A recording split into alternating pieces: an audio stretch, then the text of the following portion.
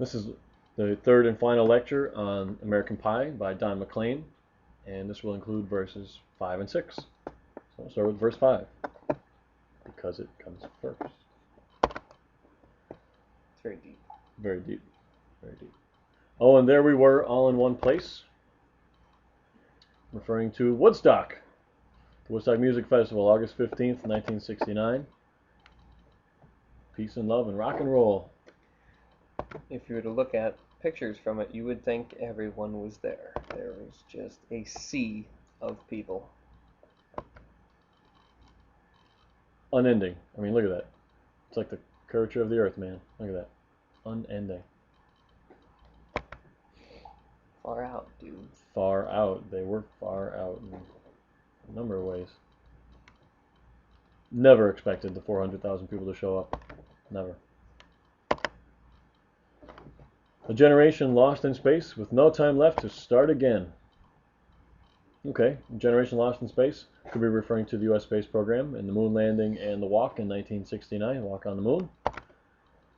Lost in Space was also a popular TV series in the 1960s.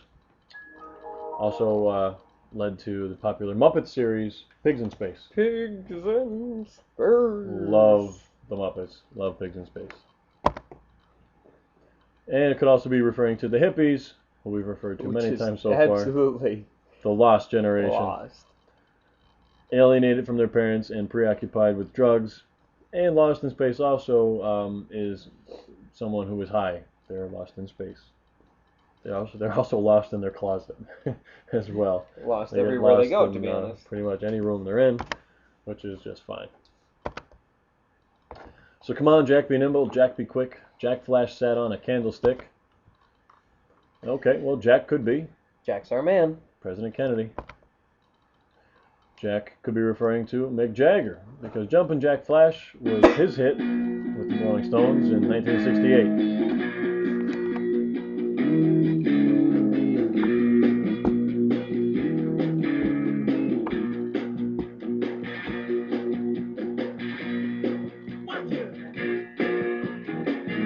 The most exciting band with the least exciting drummer.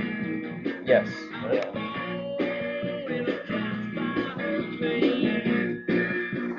Definitely one of the most exciting frontmen, though. Oh, yeah.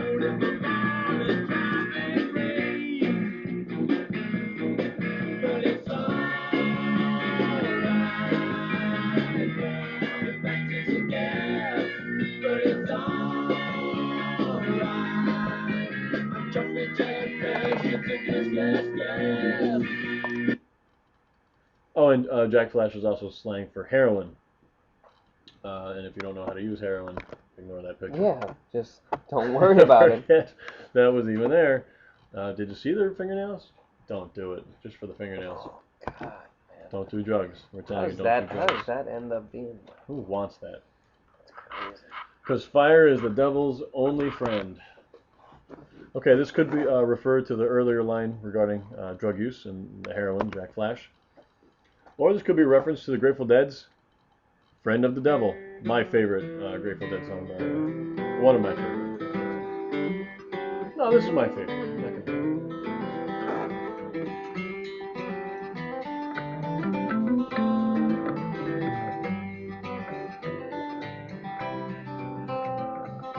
I think Jerry's a little lost back there, too. Yeah, he doesn't know where to look. Take a picture, Jerry. Where? Where? He's in the band.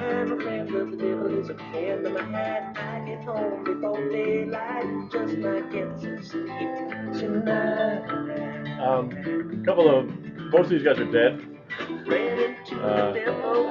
Only Jerry. Well, the drummer. The drummer. There's only what? Phil Lesh and Bob Weir, I think, are still touring. Yeah. You get a chance to see them, they're a good time. This could refer also, the fire is the devil's only friend, could refer back to Kennedy and his dealings with communists. Fire could mean ICBMs or nuclear bombs, nuclear war. Oh, and as I watched him on the stage, my hands were clenched in fists of rage. No angel born in hell could break that Satan spell. Okay, Satan's Mick Jagger. Don McLean doesn't like him. it's pretty clear that through the references that he's Mick Jagger. The sympathy for the devil. And it also comes back to maybe what we talked about earlier in the Lesson 13, Rolling Stones' Ultimate concert in 1968, where the Stones had Hell's Angels working security. All this stuff tying together. There's the same picture we used earlier. You can see Hell's Angels working security as we talked. Hell's Angels were working security on advice from the Grateful Dead, which ties in a couple of the things we just talked about. And in the darkness near stage, Meredith Hunter was beaten and stabbed to death during this song, Sympathy for the Devil, a song that the Stones refused to play for a number of years after this incident.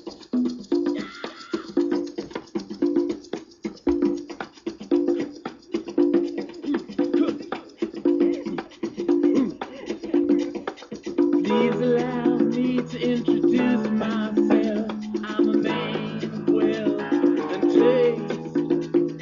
I've been around for a long, long year. Stole many a man's soul away. I was around when Jesus Christ had his moments of doubt and pain. Made damn sure the pilot washed his hands and sealed his face. Pleased to meet you. Hope you guessed my name.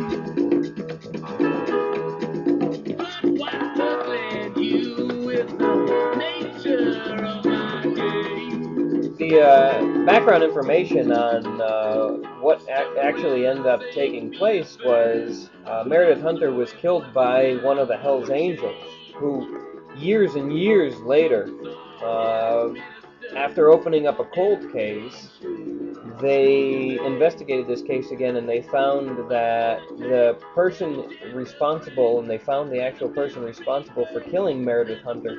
But in looking at old film and stuff like that, and witnesses, they exonerated the Hells Angel for self-defense because Meredith Hunter had a gun supposedly, and the Hells Angel had stabbed him to death out of defense.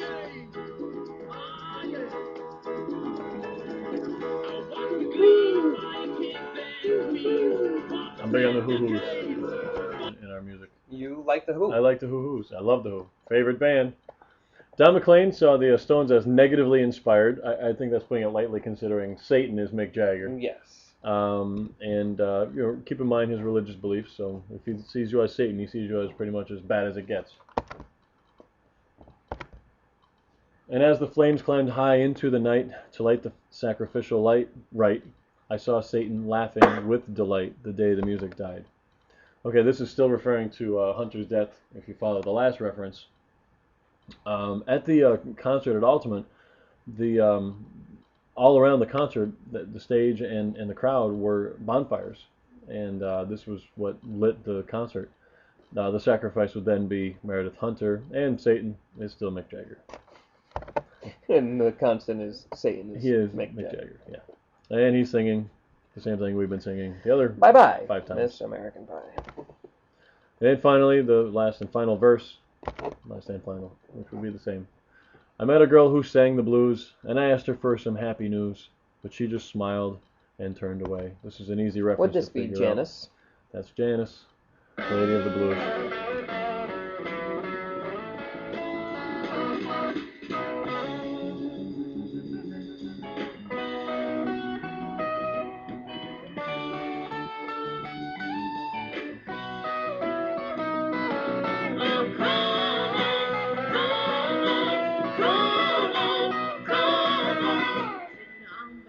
Would this be Piece of My Heart, Janis Joplin? This is a little piece of my heart.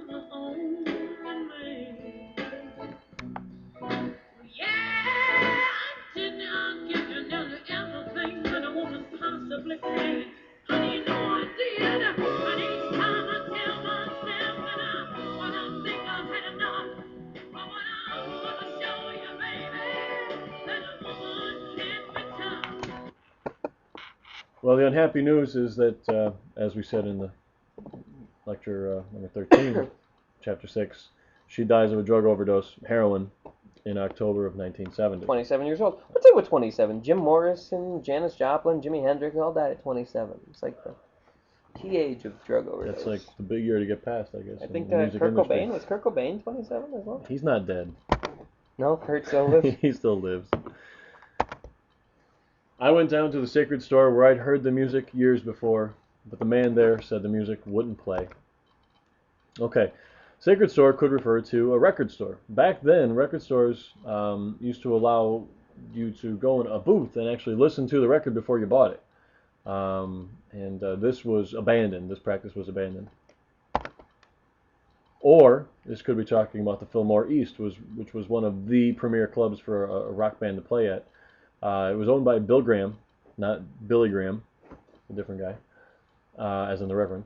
Considered one of the greatest rock and roll venues of all time, and you can see the building was just too small to hold the crowds that were showing up at it, and they had to close it down because they were breaking too many laws by piling everybody in there to see these bands. Bands like Janis Joplin, the Grateful Dead, Procol Harum, and the Byrds with Richie Haven. Pretty good lineups there. Fillmore. And in the streets, the children screamed. Okay, this could refer to a couple things. First, one of the images that we'll come back to in the Vietnam chapter is the image of the naked girl and her brother, who's actually behind her to the left. It's just been napalmed. Right, their village was actually just napalmed, and they come running out of that cloud of smoke behind them, and her clothes were actually burned off and into her skin at some points. Life magazine published this and other pictures like this, and it really, American public just went nuts when they saw that little children were being harmed by these bombings. Or the children could be flower children being beaten by police and National Guard troops. Especially at the People's Park riots in Berkeley, California in 1969 and 1970. The lovers cried and the poets dreamed. The lovers could be the widowed wives of soldiers that died in Vietnam. Could also be the hippies again, campaigning for peace and love and all that good stuff. Or the poets also dreamed, of a better world, songwriters like Dylan and McLean.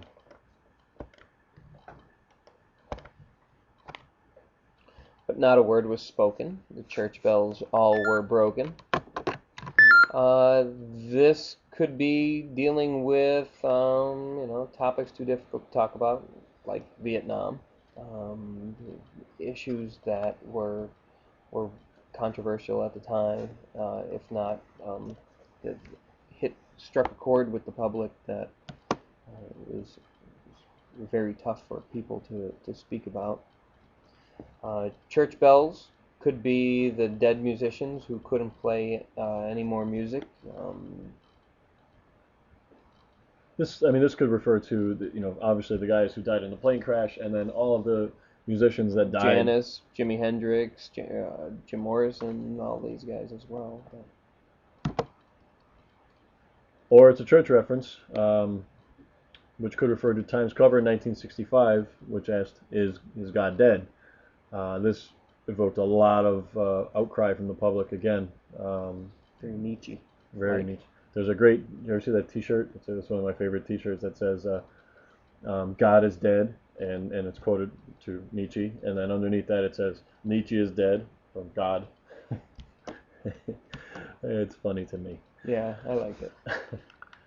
And the three men I admire most, the Father, Son, and the Holy Ghost, they caught the last train for the coast the day the music died. Okay. And of course, the three men that had been mentioned from the beginning, the three men that had died in the plane crash are probably the most likely the Buddy Holly, the Big Bopper, and Ritchie Valens. It could be referring to John F. Kennedy, Martin Luther King, and Robert F. Kennedy, who were all assassinated during the 60s, and they were featured in Dion's classic Abraham, Martin, and John. The interesting thing about Dion in this instance is that he was, if you remember from the first lecture, one of the first opening slides, we talked about the poster for the tour that these guys were all on. Dion was the fourth act. He was the other guy playing in this, so this could reference one of his songs, Abraham, Martin, and John. Referring Abraham would be Abraham Lincoln, and then Martin Luther King and John F. Kennedy, and then also Robert Kennedy is featured in the song as well. Or simply a religious, the Christian Trinity, in which Father, Son, and the Holy Ghost is mentioned specifically in this particular case. And they were singing, "Bye bye Miss American Pie, drove my Chevy to the levee, The levee was dry. and them good old boys were drinking whiskey and rye, singing, this'll be the day that I die, this'll be the day that I die."